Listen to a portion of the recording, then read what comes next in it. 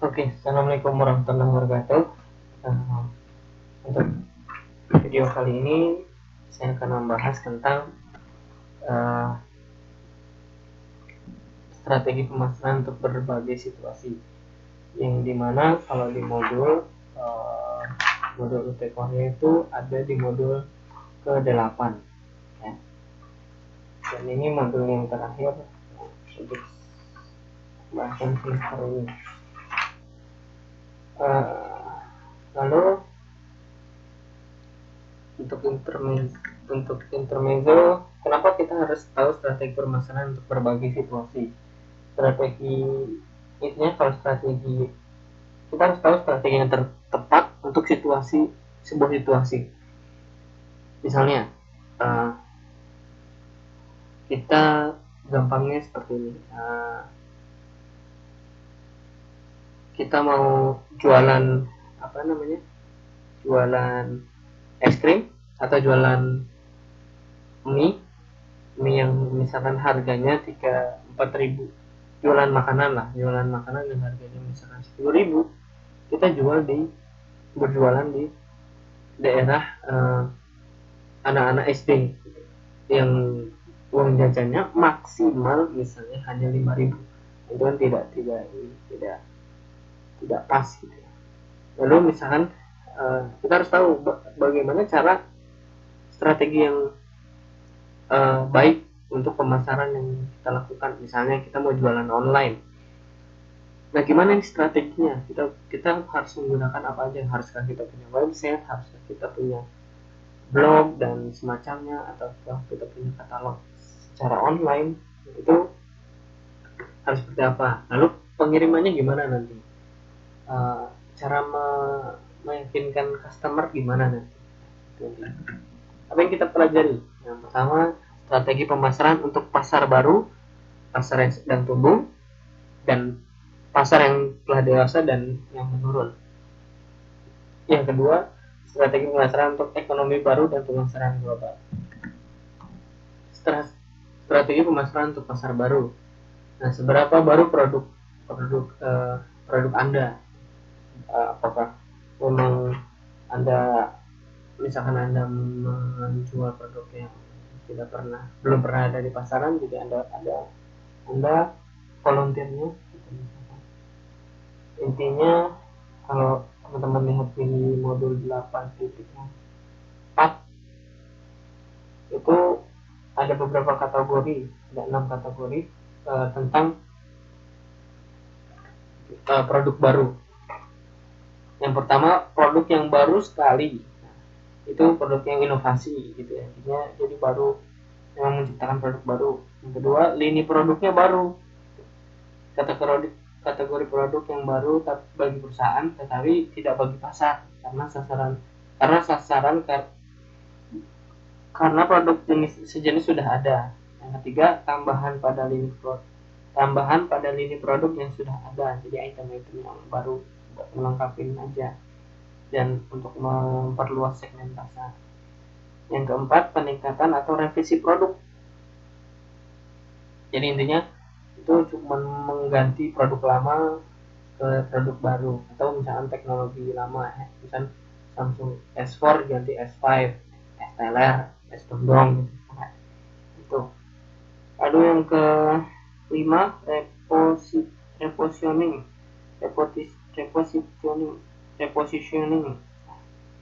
Produk yang saat ini diasosiasikan dengan aplikasi baru, dengan segmentasi pasar yang baru juga. Lalu penurunan biaya, sehingga modifikasi produk yang memberikan kinerja yang sama tetapi dengan biaya yang lebih rendah. Itu contohnya. Lalu manakah yang lebih baik, first entry atau late entry? Sebelumnya sudah dikasih tahu di modul 85 kita bisa lihat ada contoh perusahaan pionir first entry, atau yang perusahaan yang belakangan masuk atau late entry, yang mampu mengungguli pionir. Pertanyaannya, mana yang lebih baik ya kan, first entry ataukah late entry. Nah itu nggak ada jawaban pasti. Namun kalau kita lihat di sini ada beberapa keuntungannya.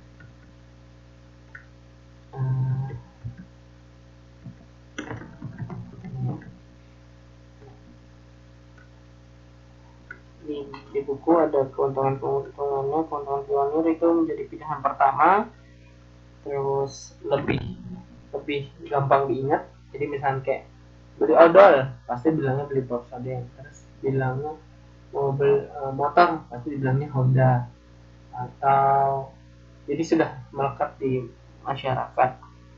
Dan biasanya kalau first entry dia bisa menentukan apapun di pasar tersebut.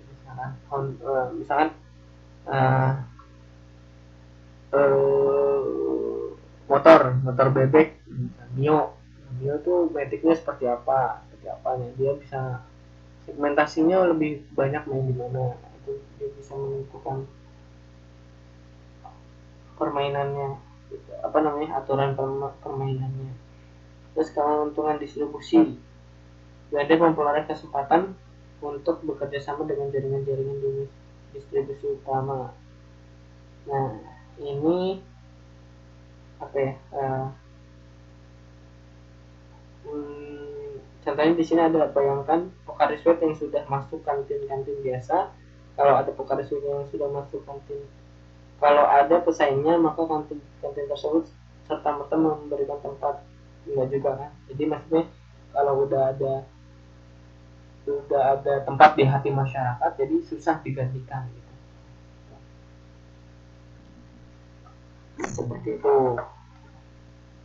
Lalu ini more people more sales, jadi lebih banyak orang akan banyaknya pelanggan akan menaikkan penjualan, seharusnya seperti itu. Akan banyak permintaan sehingga penjualan pun akan lebih banyak. Nah, strategi pemasaran yang sedang di pasar yang sedang tumbuh. Nah, intinya kalau masa pertumbuhan pasar itu ditandai oleh pertumbuhan penjualan yang cepat. Ya. Pada tahap ini sudah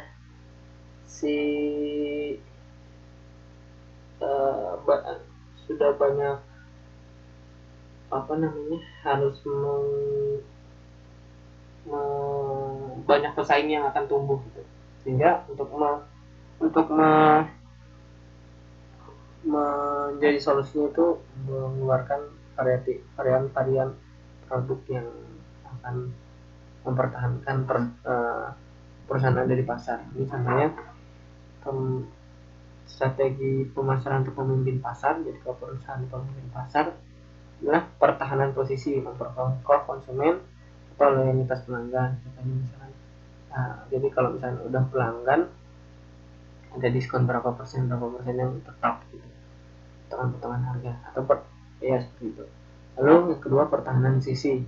Contohnya teh botol sosro menggunakan fruity, dia memperkokoh segmentasi minuman rasa buah. Lalu konfrontasi, contohnya Android pun, maksudnya konfrontasi itu dia menantang pemimpin pasar. Jadi kan pemimpin pasarnya dulunya BlackBerry atau iPhone. Nah, Android menantang pasar sekali dengan melakukan sentuhan yang baru. Lalu strategi ekspansi pasar, merangkul konsumen baru yang memiliki selera berbeda. Lalu ini strategi ekspansi pasar ini sebenarnya mirip sama strategi pertahanan sisi. Ya, ini kan ekspansi pasar maksudnya membuat varian baru. Cuman kalau ini seleranya menarik konsumen yang seleranya berbeda. Jadi sangat butuh effort besar gitu untuk melakukan hal ini. Lalu yang terakhir, bersih atau menarik diri. Contohnya IBM menarik diri dari segmen perusahaan komputer PC, karena sudah tidak mungkin dianggap sudah tidak apa namanya, mendapatkan keuntungan yang besar dari sana. Lalu strategi penantang pasar. Nah, ini strategi penantang pasar nih, kita bisa lihat di modul 8.2. Intinya tadi awalnya ada strategi pemimpin pasar, sekarang penantang pasar. Nah, penantang pasar ini harus menentukan siapa yang mau diserang. Contohnya Android. Nah, Android ini menantang siapa namanya, iPhone. Nah, itu sangat ini banget lah, sangat jelas sekali gitu. Atau contohnya yang lain, WhatsApp itu menantang BlackBerry Messenger. Nah, itu dia mengeluarkan yang serupa. Ada lagi contoh-contoh yang lain, contoh-contoh banyak lah contoh-contohnya. Lalu serangannya apa namanya, serangannya harus frontal. Nah, kenapa harus frontal? Karena supaya berhasil serangannya nggak boleh tanggung-tanggung. Jadi misalnya kayak Android itu mengusung sistem yang hampir sistem yang open source gitu ya, yang bisa dirubah kapanpun sama penggunanya, sama asal penggunanya bisa mempunyai kemampuan itu. Beda dengan BlackBerry itu sulit untuk dioprek sama ini, dan penggunanya pun susah. Serangannya harus benar-benar malah saat ini iPhone itu sudah hampir mirip dengan Android gitu ya, fitur-fiturnya. Nah, itu serangannya harus frontal, karena kita akan mengerahkan sumber daya sebesar-besarnya. Kalau mau effortnya jangan tanggung-tanggung, yang besar untuk menyerang si pemimpin pasar. Lalu serangan leapfrog atau lompatan katak. Muncul produk baru. Nah, ini contohnya Nokia versus Android. Ini maksudnya tuh Nokia kan Windows Phone versus Android yang seperti itu.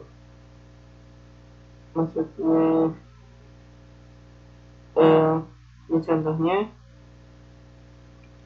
dalam strategi ini dipraktekkan dengan menawarkan produk yang nyata-nyatanya melampaui atau melewati produk pesaing target. Di sini Nokia Windows Phone itu benar sangat si Android ini melompati si Windows Phone yang ada di Nokia, atau Symbian yang ada di Nokia. Jadinya dia benar-benar baru, benar-benar lebih canggih, lebih user friendly, lebih gampang di custom sama customernya. Mau install apapun langsung berubah, mau ganti tampilan berubah gitu. Jadi kemampuan si produk barunya tuh lebih unggul daripada si produk pesaingnya.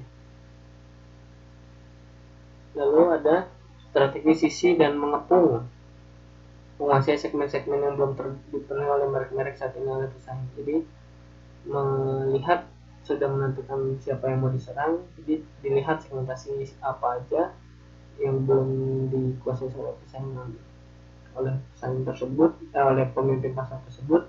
Lalu kita melakukan ekspansi di sisi pasar atau segmentasi pasar tersebut. Lalu yang terakhir, gerilya atau sembunyi-sembunyi. Ini contohnya demo masak dengan bawa produk dari mall ke mall. Ini serangannya langsung ke lapangan gitu ya, tanpa ada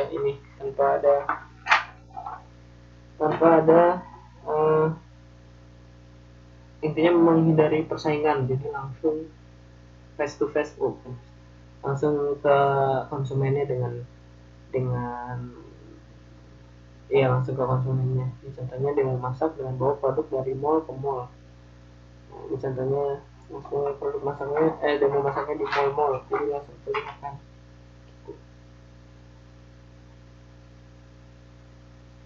Nah, next, strategi pasar yang telah dewasa. Pasar yang telah dewasa, penjualannya yang stagnan dan pembeli baru sudah sangat sedikit. Ada dua strategi, yang pertama mempertahankan pasar atau menaikkan penjualan.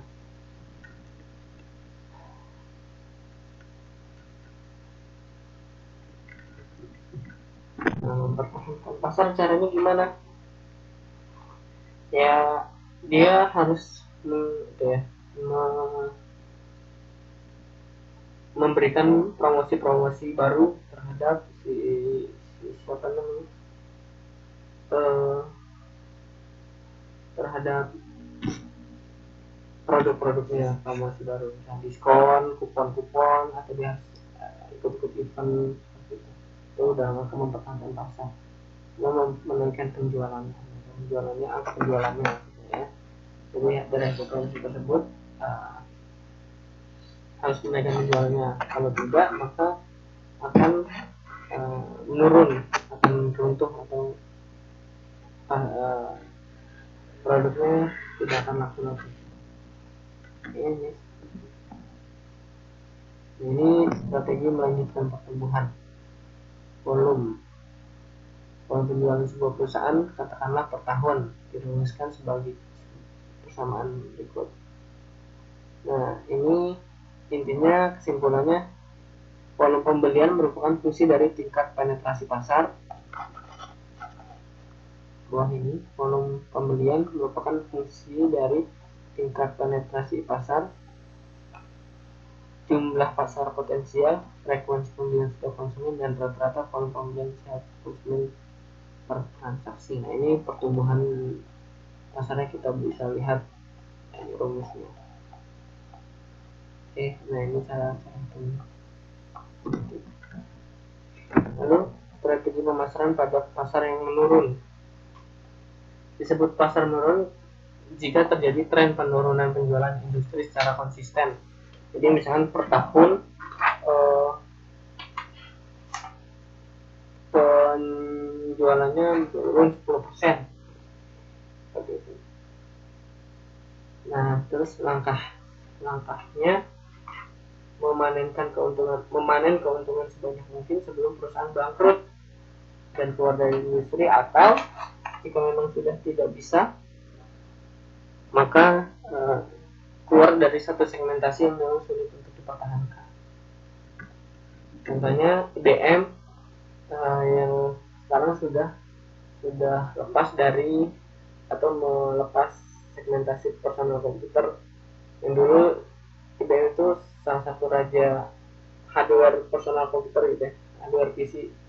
Jadi dia karena sudah menurun dan dianggap tidak menguntungkan, dia melepas segmentasi pasar tersebut. Nah, gimana cara mengidentifikasi penurunan? Cara identifikasi penurunan itu bersahabat hospitable atau tidak bersahabat hospitable. Keadaan permintaan, hambatan keluar, intensitas pemesanan di masa depan. Nah, keadaan permintaannya itu seperti apa? Harus diidentifikasi, kenapa menurun dan hambatannya apa. Lalu intensitas permusuhan di masa depan, maksudnya persaingan di masa selanjutnya ketika perusahaan itu dinyatakan untuk tetap mempertahankan perusahaan. Nah, itu harus dilihat dulu persaingan seperti apa. Lalu keadaan permintaan ini, nah kecepatan penurunan di sini, keadaan kecepatan penurunan dan keterprediksian penurunan. Contohnya adanya compact disc mematikan video kaset. PT Pos Indonesia mengirim surat sekarang sudah diganti menjadi SMS. Kalau keluar perusahaan punya banyak karyawan, ini jelas perusahaan harus berpikir berkali-kali jika ingin menutup usahanya, harus ngasih pesangon dan lain-lainnya, atau harus ngasih tunjangan tunjangan yang belum dibayar, misalnya gaji terakhir harus pesangon. Ini untuk membahas persaingan masa depan, persaingan harga mampu mereduksi keuntungan lebih cepat. Nah, ini harus cermat ya, mengidentifikasi persaingan masa depan. Intinya persaingan ke depannya seperti apa. Strategi pemasaran bagi perusahaan yang tersisa: harvesting, maintenance, profitable survivor, dan niche. Nah, ini harvesting, maintenance, profitable survivor, dan niche. Sasaran utama harvesting itu memaksimalkan arus uang atau cash flow di jangka pendek, mempertahankan atau meningkatkan margin walaupun pangsa pasar menurun. Kalau maintenance, mempertahankan pasar dalam jangka pendek atau pasar saat menurun walaupun margin harus dikorbankan. Maksudnya dia menerima rugi. Profitable survivor, meningkatkan pangsa pasar pada pasar yang menurun dengan harapan keuntungan masa depan akan naik gitu ya. Berharap persaingan lemah dan pada keluar, jadi cuma dia yang bertahan. Ada niche, itu fokus pada penguatan posisi pada satu atau beberapa segmen besar yang memiliki potensi keuntungan masa depan gitu. Artinya gitu. Nah, ini bisa dilihat di buku model halaman 840 dan 841, bisa dilihat. Nah, kita masuk ke bagian kedua, strategi pemasaran untuk ekonomi baru dan pemasaran global. Kita intinya pemasaran global sekarang itu sudah beralih ke online semua ya. Jadi misalnya Twitter, Facebook, YouTube, terus email, WhatsApp, BBM, terus apa lain. Nah, itu bagian besar pemasaran lewat sana gitu ya, lewat internet. Ini ada film tentang Republik Twitter, mohon ditonton sebagai referensi kalau teman-teman mau buka bisnis online. Nah, ini saya mau memutarkan video bagaimana cara memasarkan produk kita lewat YouTube. Oke, kita lihat dulu. Ini ada normal.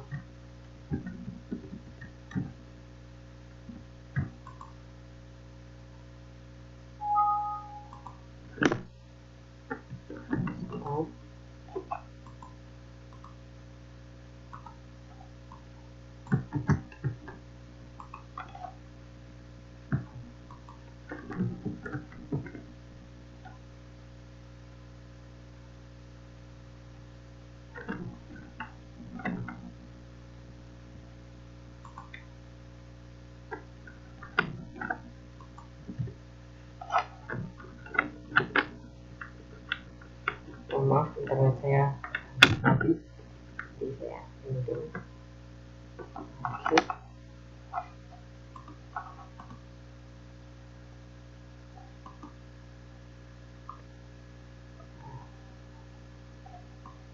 Lihat.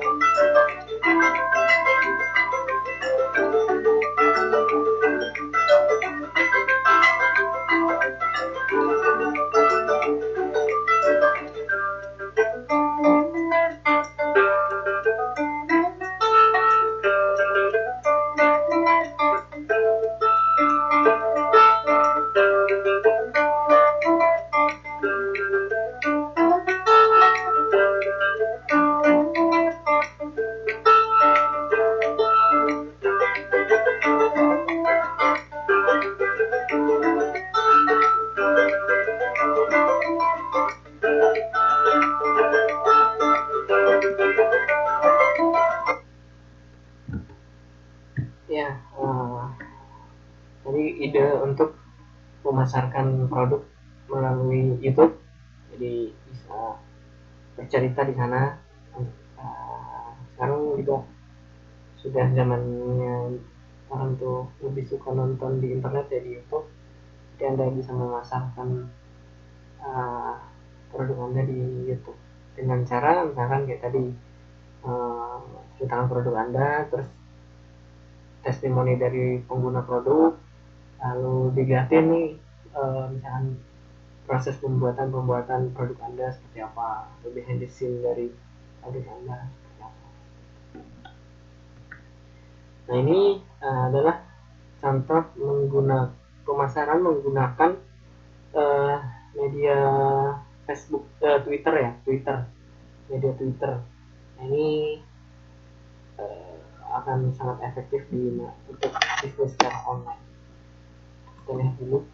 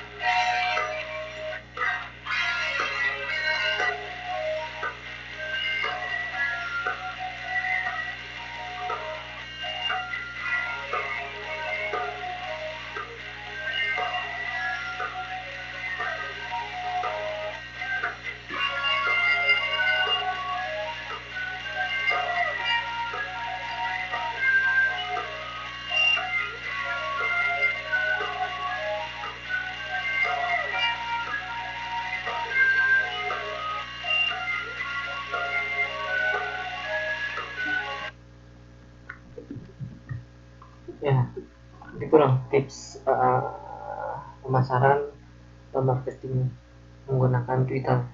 Anda punya 140 karakter untuk mempromosikan. Anda juga bisa membuat komunitas dengan cara menginformasikan kepada follower sehingga follower Anda banyak, dan itu akan mempermudah penjualan. Dan Twitter juga bisa di-linkkan ke blog Anda atau website Anda untuk informasi produknya misalnya. Ini dan terakhir ini ada pemasaran menggunakan media Facebook. Bagaimana nanti selanjutnya kita lihat. Advertising is not just about getting your ad in front of as many people as possible. Successful advertising is about getting your business and your message in front of people who are ready to buy your products or services. The problem with most forms of advertising is that a large proportion of the people who see your ad will never be interested in what you have to offer. You're literally throwing a big chunk of your advertising budget right down the toilet. Doesn't it therefore make sense to go where your potential customers are? Well, right now, that is the second most visited place on earth, Facebook. Facebook has nearly 1 billion registered users worldwide. 9 people on Earth now has a Facebook account, and 50% of them log on every single day. But let's get real, because it's not just about the numbers. You see, unlike regular advertising, Facebook users are not idle. They are there to post, talk about, share, and even recommend their favorite products and services. Unlike the offline world, where you can only communicate with 1 or 2 friends at a time, Facebook allows users to instantly share their messages and thoughts with hundreds of friends all at once. According to Facebook, the average user now has 130 friends. That's 130 people they can recommend your business to, with just the click of a button. I'm sure you see how quick your message can spread. One of the other great things about Facebook is it allows you to pinpoint your target demographic and exclude everyone else. You can advertise based on age, location, personal interests, income level, education, and so on. This means the message only ever gets shown to those people who are truly interested in your products or services. But that's not all. Facebook also allows you to have a two-way conversation with your customers, allowing them to give you direct feedback and suggestions, even reviews about your business, something advertisers could only dream about 5 to 10 years ago. With Facebook, you don't just gain leads for your business. You build a real relationship, which develops more of your customers into repeat buyers. So, how can a business like yours take advantage of Facebook right away? First and foremost, you need to set up your Facebook fan page. This is free to do, and we can help you with that. A fan page is simply a page on Facebook that represents your business. Think of it like your storefront. It's where your customers hang out, interact with one another, and you also interact with all your customers. Secondly, you get your customers to like and join your fan page. You will find that more and more people join, your message will spread, and your page will continue to grow all by itself. Third, and totally optional, you can create Facebook ads to help drive new and highly targeted customers to your fan page. It's really that simple. Facebook is now the safest and easiest way to get real results from your advertising dollars. Contact us today, and we will be happy to get your Facebook fan page up and running so you can start growing your business and connecting with your customers right away. You've got nothing to lose and only more customers to gain. Contact us at Bluestorm Digital right now.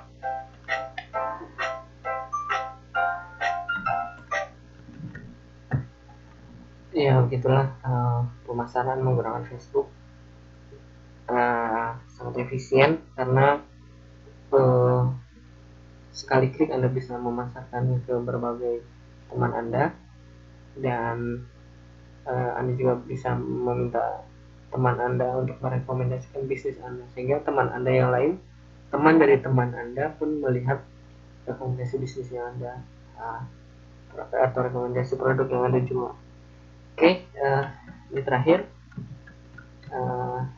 untuk bab ini. Silakan dibaca lebih lanjut di bab 8 untuk strategi pemasaran berbagai situasi. Kurang lebihnya mohon maaf. Assalamualaikum warahmatullahi wabarakatuh.